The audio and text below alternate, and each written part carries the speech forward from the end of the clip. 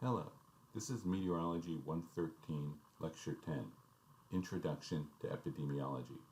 This lecture is for Course Module 4, Air Pollution Epidemiology.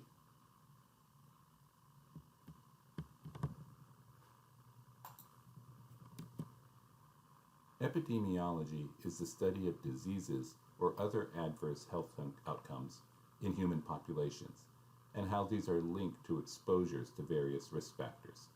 The terms disease, outcomes, and exposure will therefore come up often in this lecture.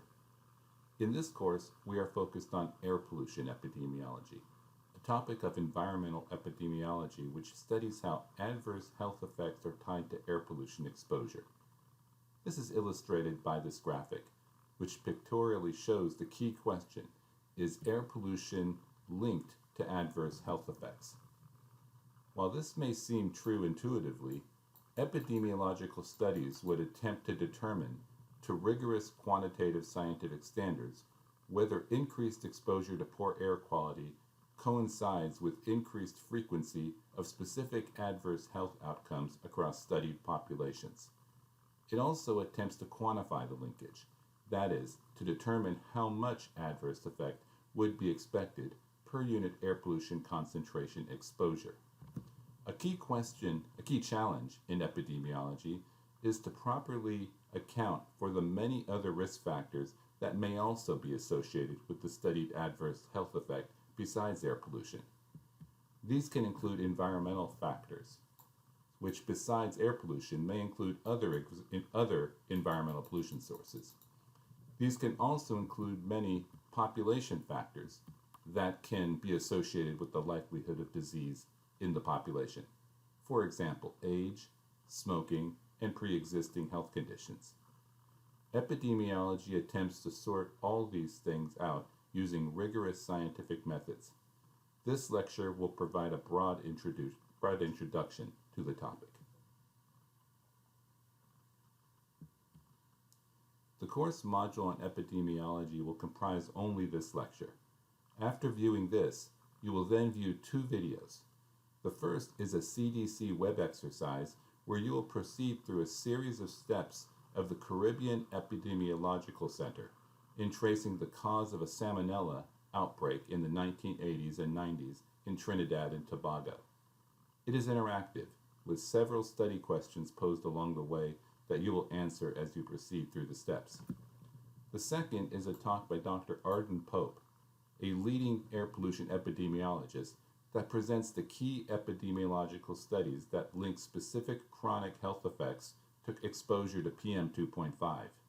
These landmark studies were the basis for the development of ambient air PM 2.5 standards. In both, you will write written summaries as assignments for this module. The outline for this lecture is as follows. We first provide background. We then present epidemiological study design, and after that, present the topic of causal inference, which is a topic of interpreting results of epidemiological studies. Several subtopics are covered in each, which we will explain as we go along.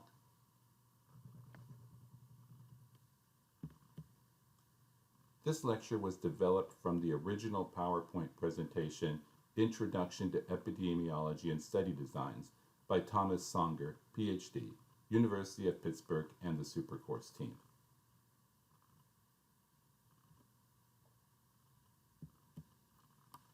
Background. The basic question of epidemiology is whether exposure to a particular contaminant or other risk factor leads to higher rates among studied populations of particular diseases or outcomes. This applies two things occurring. First is the exposure to a particular contaminant or risk factor. We use the term exposure to indicate the contaminant exposure. In air pollution, the exposure would be inhalation of a specific air pollutant with a particular concentration. Second, a specific disease or adverse health outcome is examined. We use the term disease or outcome to indicate this. In air pollution, this may be asthma hospital visitations or diagnosis of coronary heart disease as examples. By linked, as the term here is written out, we specifically mean whether the increased exposure coincides to increased occurrences of disease across studied populations. It is important to note that even if an epidemiological study results can establish this association, this does not by itself mean the exposure causes the disease, just that the association exists. Other scientific evidence would also be needed to establish causation. The phrase correlation does not imply causation is often used to express this point.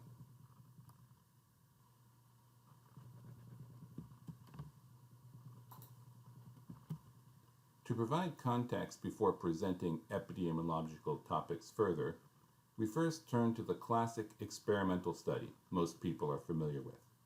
These are often used in clinical settings to test the efficacy and safety of a drug or intervention. In this, study participants are divided into two groups: an experimental group that receives the drug or intervention, and a control group that does not receive the drug or intervention. In human subjects, often a placebo is given to the control group, which looks, feels, and tastes like the drug, but is in fact inactive. This guards against one group being aware of taking a medication while the other is aware they are not, which can bias results through the placebo effect. Upon receiving or not receiving the drug, there are four possible outcomes: a positive or negative outcome for each the control and experimental groups. By positive outcome, we mean that the intended effect of the drug occurred. For example, reduced hypertension for a drug intended to lower blood pressure. By negative outcome, we mean that the intended effect of the drug did not occur. A positive or negative outcome can occur for participants in either group, hence four possible outcomes. This experimental study design is further depicted on this slide. The study begins at a particular point in time with the enrollment of a study population. The population is then divided into control and into experimental groups. This is the baseline point of the study, at which time the intervention or placebo is applied and outcomes thereafter are observed and recorded. An important aspect of experimental design is randomization, whereby the assignment of study participants into control and experimental groups is done randomly.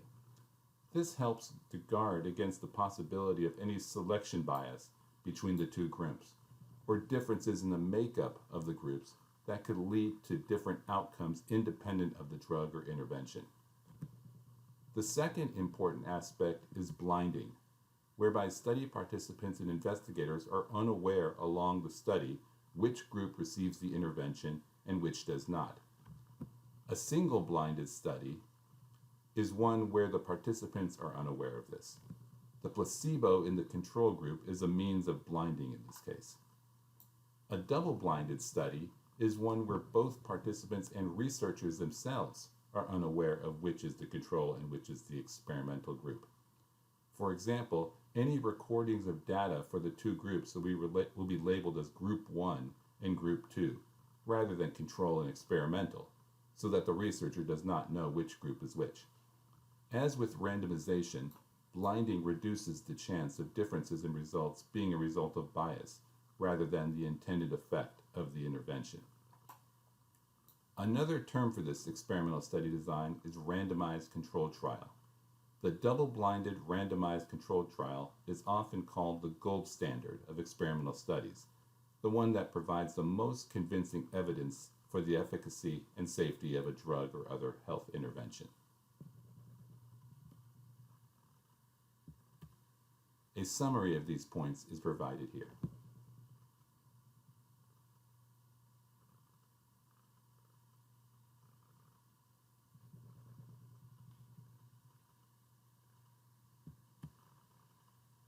Experimental studies have a few key disadvantages, however. The first is that they are very expensive. As a result, they are usually a final step, after several other benchmarks have been established. The second is ethical considerations, which come up when studying human subjects if an intervention study is expected to be harmful in some way. The third is the most relevant for us and motivates epidemiological study designs. It is that it is not possible to apply experimental study designs to answer questions about links between exposures and outcomes across human populations in their natural setting. This is because the experimental study design requires a laboratory setting to carefully control exposure. Studying the effect of ambient air pollution across human populations therefore requires epidemiological approaches that gather and analyze data in a natural environmental setting. We will cover some of these main epidemiological approaches later in this lecture.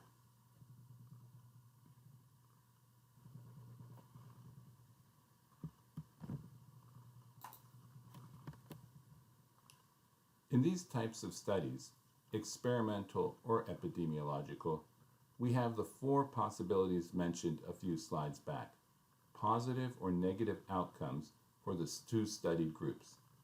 In epidemiology, we call these the exposed and non-exposed groups, and the outcome disease or no disease. We will use the term outcome and disease interchangeably through this lecture.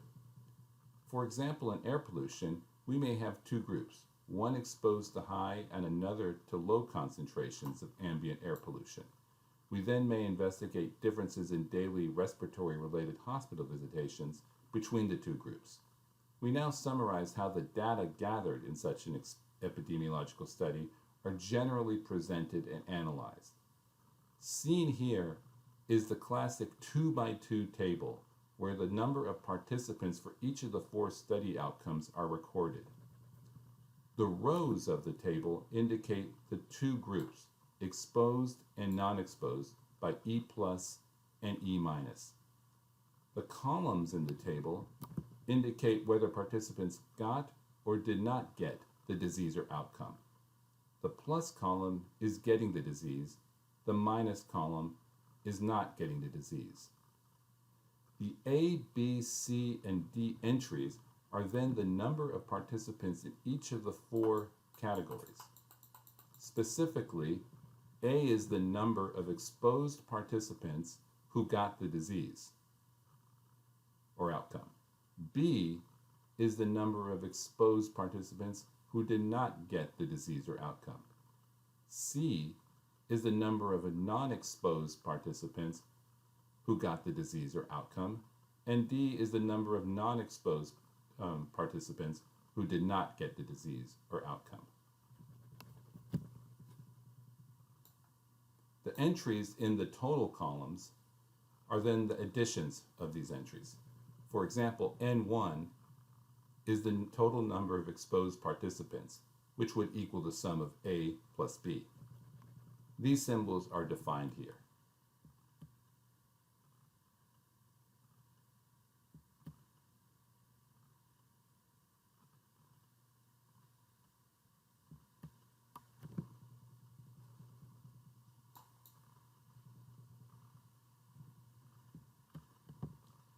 Here we provide an example of the entries of a 2x2 table for the above hypothetical study conditions. The students should review the slide on their own and verify their understanding of the entries of the 2x2 table based on the conditions in the bullets above it.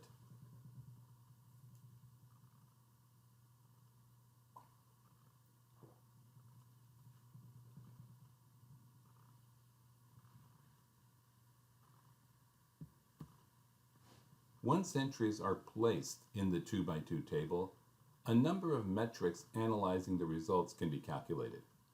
One is the absolute risk, which is defined as the fraction of total number of a particular group that got the disease or outcome. Specifically, the absolute risk for the exposed group, denoted here by R1, is equal to A divided by the total number of exposed participants, N1. This gives the fraction of the exposed group getting the disease, which is the measure of the risk of the exposed group getting the disease. Likewise, the absolute risk for the non-exposed group is denoted here by R0, which is the total number of non-exposed people who got the disease, C, divided by the total number of non-exposed participants.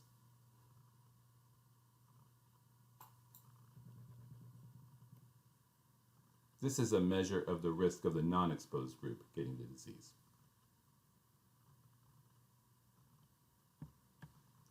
From absolute risk, we can then calculate what is called the relative risk, or also called the risk ratio. This is simply the ratio of the absolute risks of the exposed over the non-exposed group. The relative risk or risk ratio therefore indicates how much more or less likely the exposed group got the disease compared to the non-exposed group. Below, we can illustrate how this is calculated from absolute risks. As covered on the last slide, the absolute risk of the exposed group is R1, which equals A divided by N1.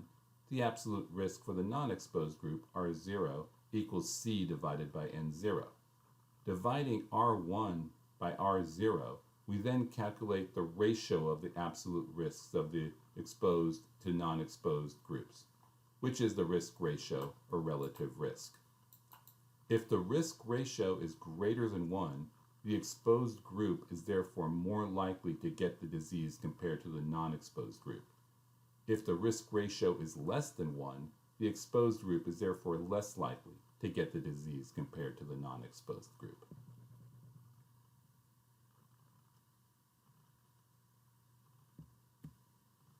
Returning to our example from a few slides back, one can then calculate the absolute risks and relative risk from these data.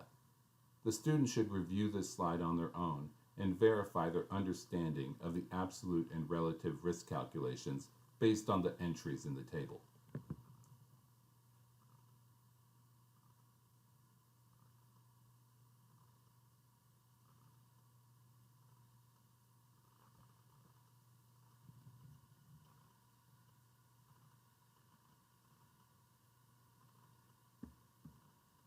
Epidemiological study design.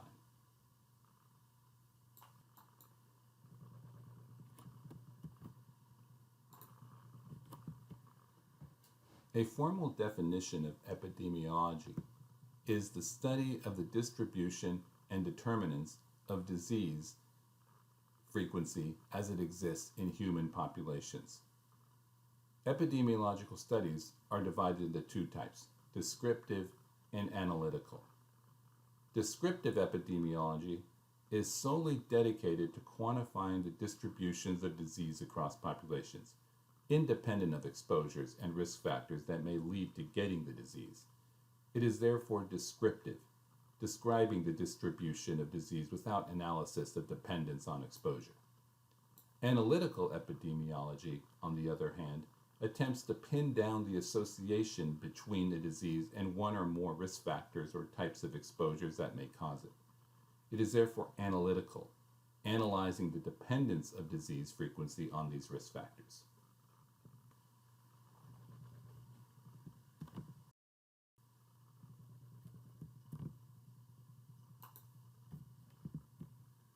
As mentioned, epidemiology quantifies the distributions and frequency of diseases across populations.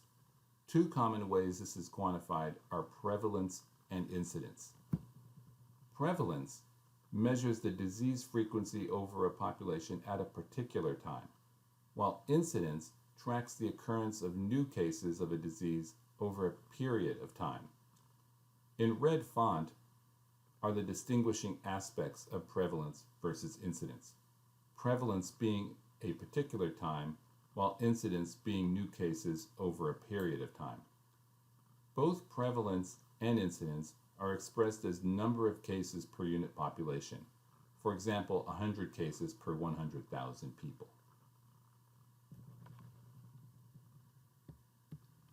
To illustrate this, we show here a graphic of the cancer incidence rate over the U.S. from 1975 to 2007.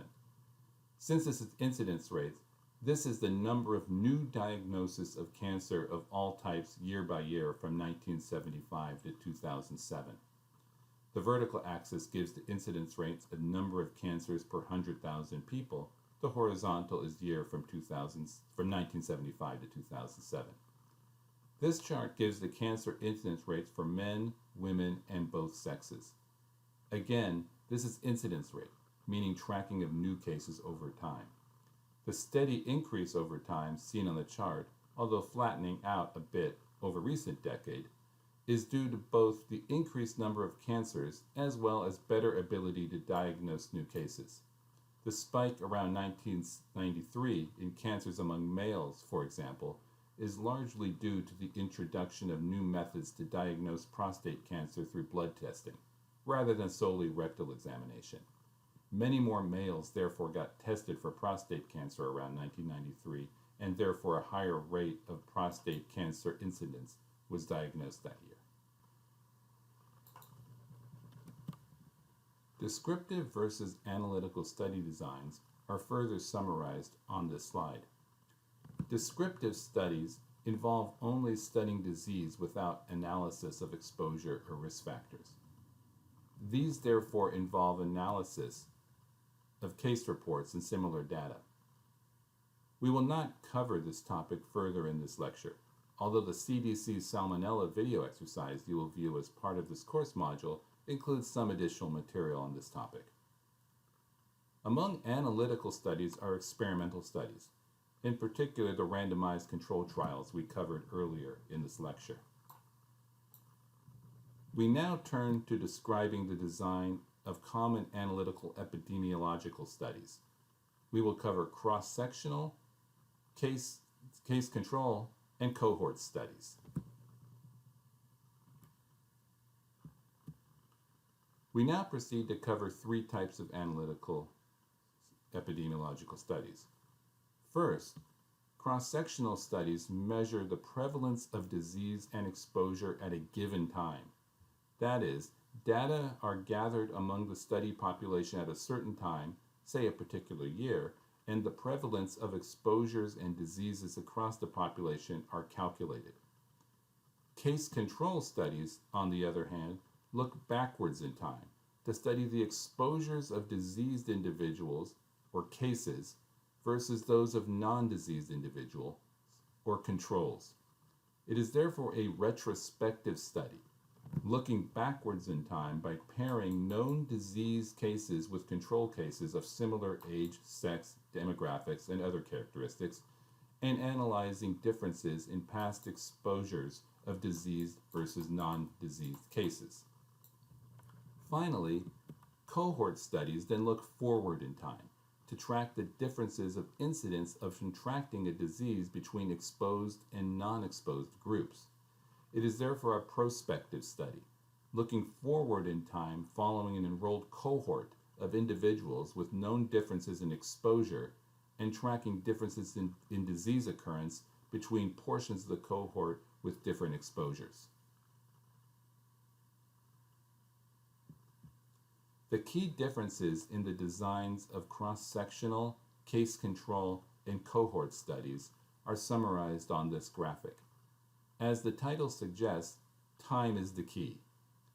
Cross-sectional studies only analyze present time, characterizing the differences in exposure and disease occurrence across the studied population at that time.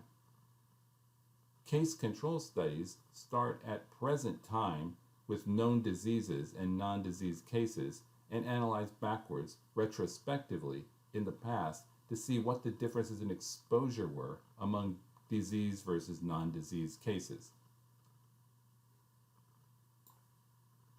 Cohort studies start at a present time with a selected cohort of individuals with known exposure differences and analyze forward, prospectively, in the future to see what the difference in disease outcomes are among exposed versus non-exposed groups. In fact, these three types of studies fit into a logical sequence of increasing complexity, cost, and direct evidence of an association of a risk factor to a disease. For example, a cross-sectional study may first be done, using only present data to see whether an association exists at present time between an exposure and a disease. If there seems to be some association of the disease to a certain risk factor, a case control study may then be done, using existing as well as past data from previous years to see if disease cases were associated with increased exposure to this risk factor. If there still seems to be some association of the disease to the risk factor, a cohort study may then be done, enrolling individuals of different levels of exposure to the particular risk factor and tracking forward in time, therefore gathering new data to see if the exposed part of the cohort gets the disease more so than the non-exposed.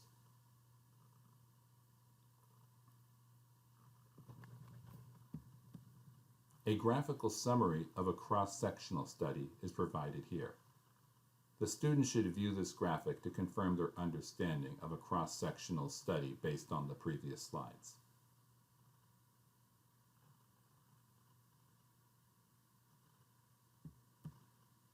A graphical summary of a case control study is provided here. The student should view this graphic to confirm their understanding of a case control study based on the previous slides.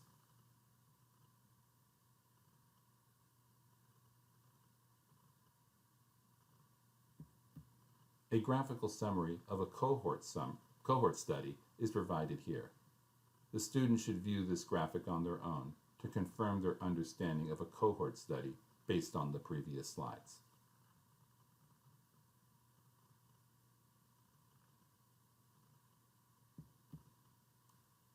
Causal inference.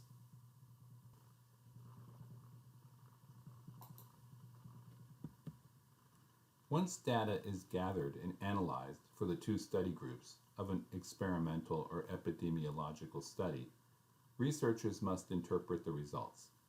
In particular, the researchers must determine if any measured differences in outcomes between groups can, with enough scientific certainty, be attributed to the different exposures or treatments of the group rather than other things unrelated. An example problem will help make this more concrete. Say, for example, a research study is designed to investigate the link between smoking and higher incidence of coronary heart disease. Researchers conduct a cohort study. Results are a relative risk of coronary heart disease of smokers to non-smokers equal to 1.25, meaning smokers experienced a higher incidence, 25% higher, of coronary heart disease than non-smokers in the study. Can the researchers therefore conclude that smoking is associated with higher rate of coronary heart disease incidence based on these study results? What other possible explanations must be considered?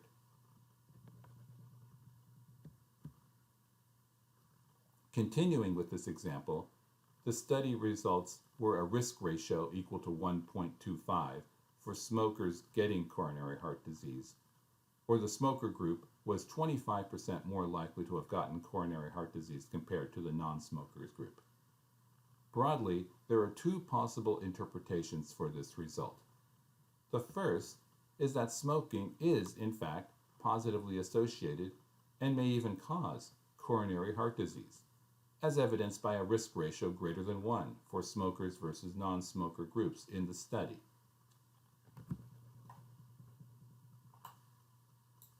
The second possible interpretation is that there are some other reasons besides smoking that lead to this result. We will cover two of these other possible explanations: chance and the combined effect of bias and confounding. The presentations of these topics in coming slides will be brief and focused on communicating to students the main ideas without getting overly technical. These topics are in fact covered in great length and technical detail in statistics courses, especially those related to science, medicine, and public health. Many students in this course may have taken a statistics course at some point, in which case some of the points covered may be familiar. However, the goal here is to provide basic explanations so that students can understand the main concepts without requiring background or a previous course in statistics.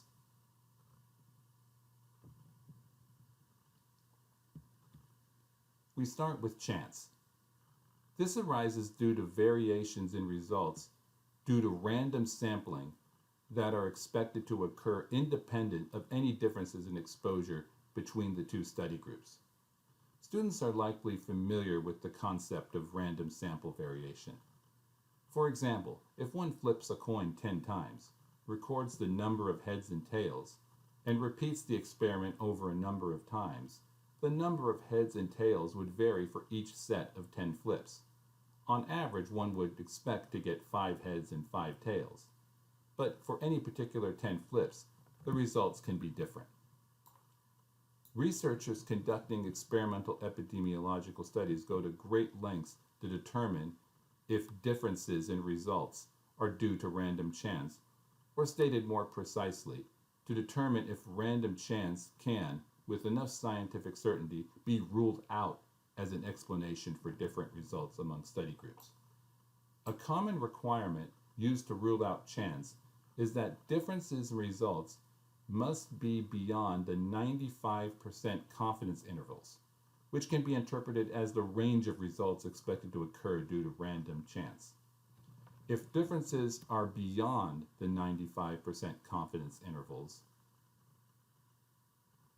then chance can be ruled out and differences in results between groups are deemed statistically significant.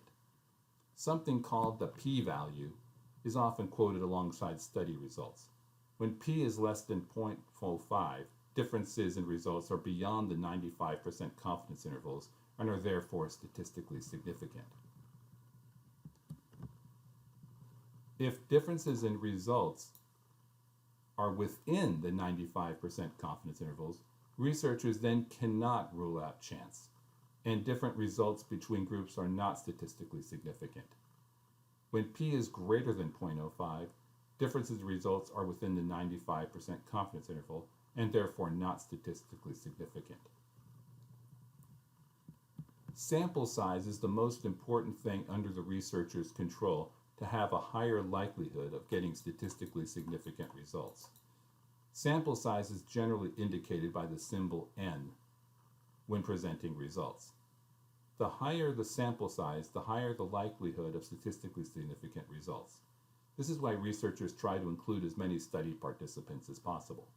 Of course, the more participants, the higher the cost of the study.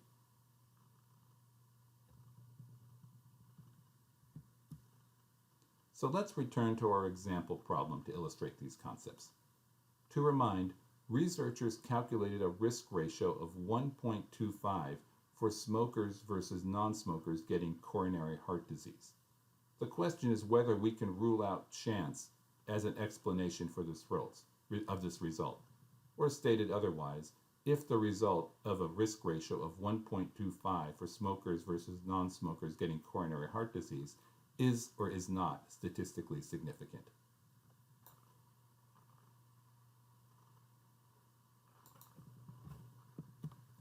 So proceeding, we see here a graphical view of the key result, a risk ratio equal to 1.25. The depiction indicates two things.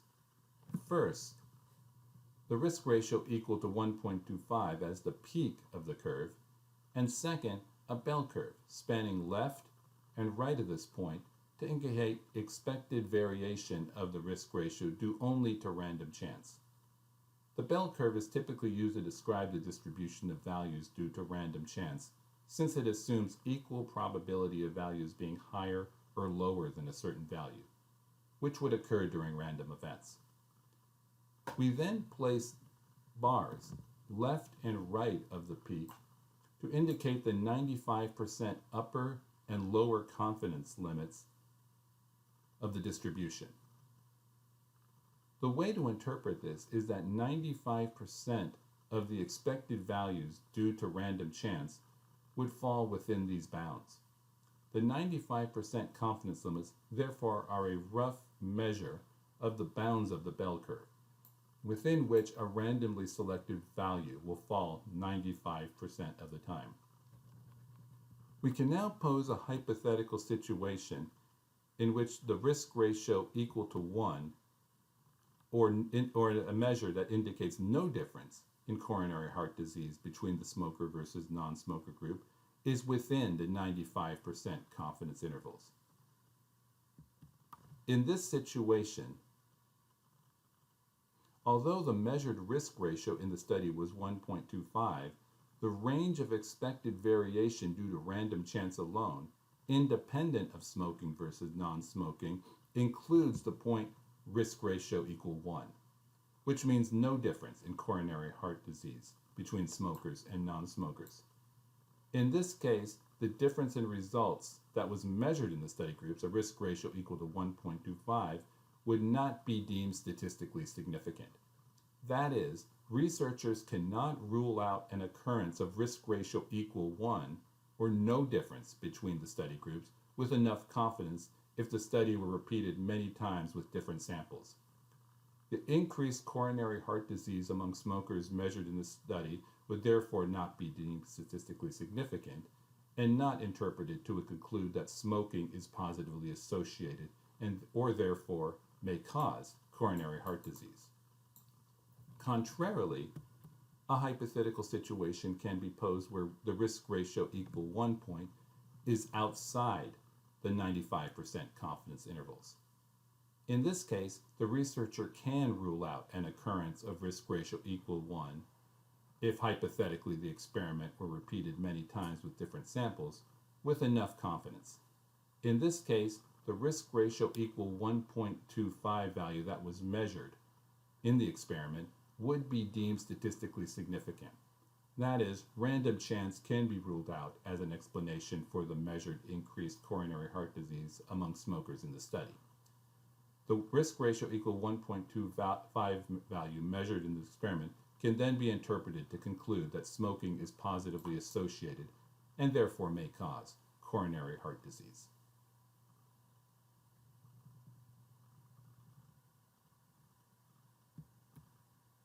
We now turn to the second possible alternative explanation we will cover, the related topics of bias and confounding.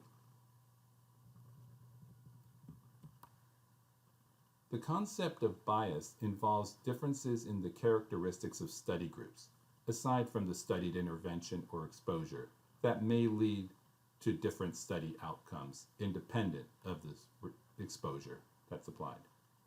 Two types of biases are selection and measurement bias.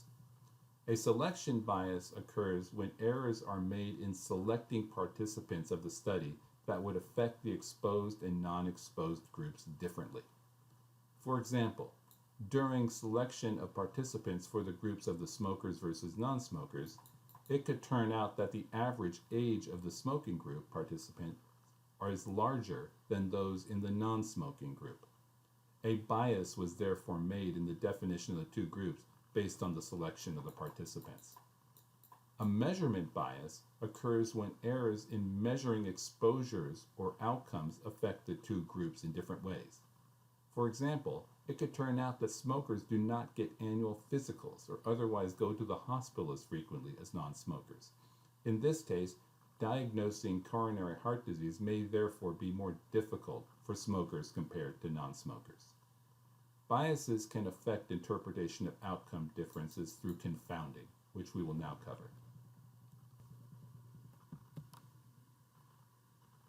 Confounding occurs when differences in results between study groups is mainly driven by a third risk factor, aside from the exposure or intervention studied.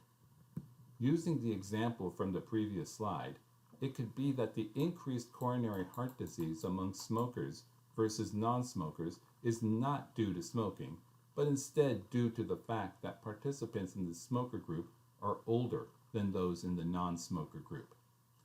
In this case, age would be considered the third risk factor that could cause confounding. For a third risk factor to be a confounder, two conditions must be met. First, the presence of the third risk factor must be different in the exposed versus non-exposed groups. That is, the third risk factor must be introducing a bias affecting the two groups.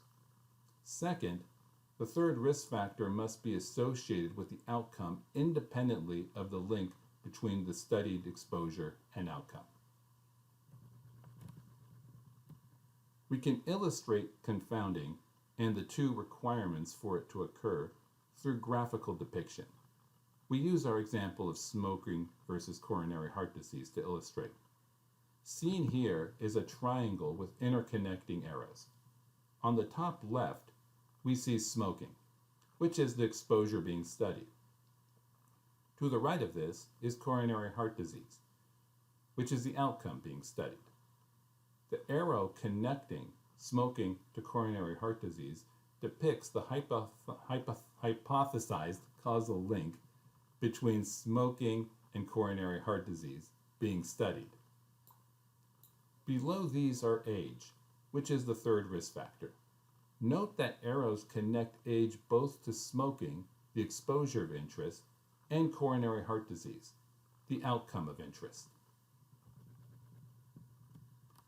The arrow connecting age to smoking indicates the first requirement for confounding to occur, that the risk factor, age in this case, affects the two exposure groups differently. In our example, the average age of the smoking group is older than the non-smoking group, and hence this requirement is met.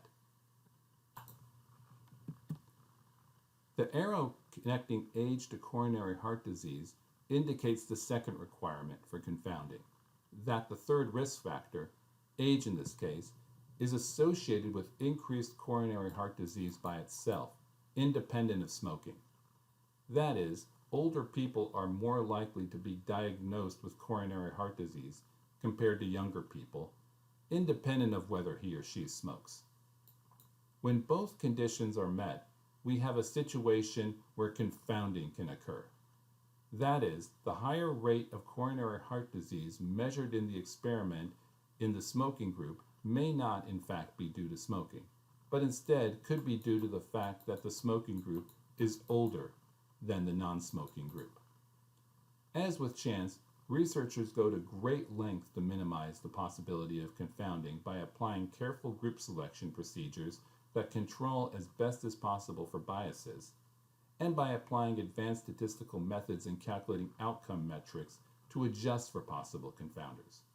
An example of the latter is the adjusted risk ratio, which applies several corrections to the standard calculation of risk ratio covered earlier in this lecture to account for possible confounders.